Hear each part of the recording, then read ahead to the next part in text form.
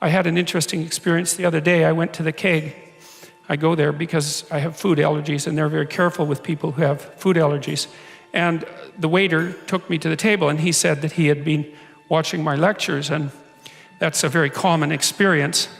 And he was happy about that, and he said that he'd had 2 promotions at the keg in the last 4 months because he'd been watching my lectures. And I really found that an affecting experience because, you might say, well, he's working as a waiter at the keg and there's nothing particularly heroic about that. And I disagree with that, actually, because I don't care where you're located, you can do a hell of a job, and I mean that literally.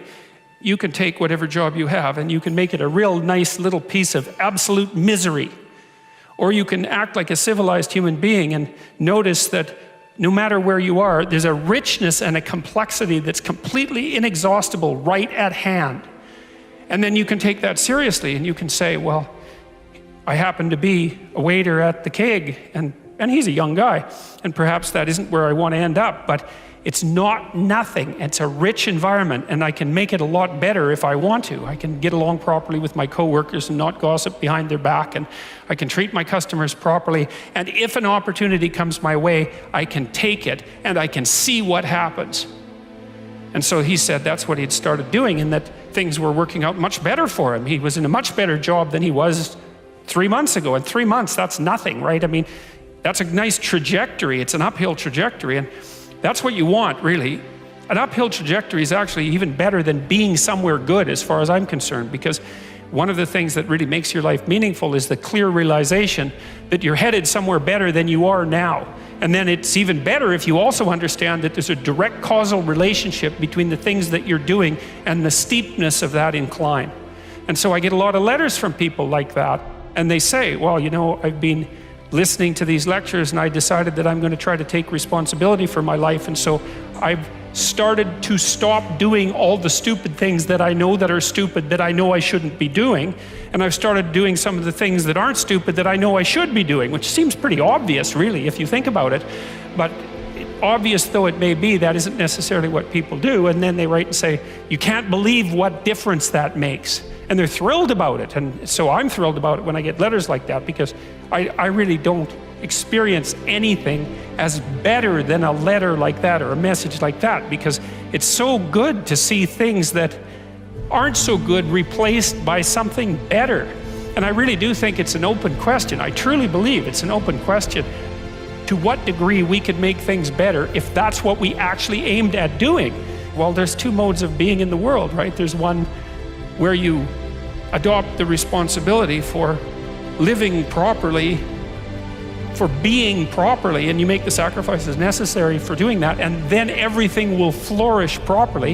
And the other one is a pathway of resentment and bitterness and rejection and murder and genocide, and that just seems exactly right to me.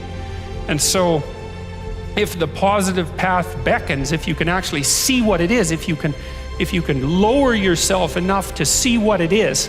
Carl Jung said once that modern people didn't see God because they didn't look low enough. It's a phrase I really, really like, because people denigrate the opportunities that are right in front of them. And there's no reason to do that, because what's right in front of you is the majesty of being. That's what's right in front of you. It's inexhaustibly complex and full of potential, and there's no reason to assume that wherever you happen to be isn't as good a starting place as anywhere else. Now, I know some people have terrible, terrible lives. They're in situations that are absolutely unbearable, but I also do know that even situations like that can be made a hell of a lot worse by the worst kind of attitude, that's for sure. So anyway, so that's where you are. You're in a damaged structure. You're a damaged structure. You're in a damaged structure, but at least it's got some walls. You're not being fed to the lions on a regular basis, so that's a good thing. And you can emerge forward heroically to confront the chaos that constantly threatens the structure within which you live, and you can free something as a consequence of that. You can learn something. You can strengthen yourself. That's the other thing, because what you're actually made of, in many ways, what informs you, what you're made of, is what you encounter when you voluntarily encounter the unknown.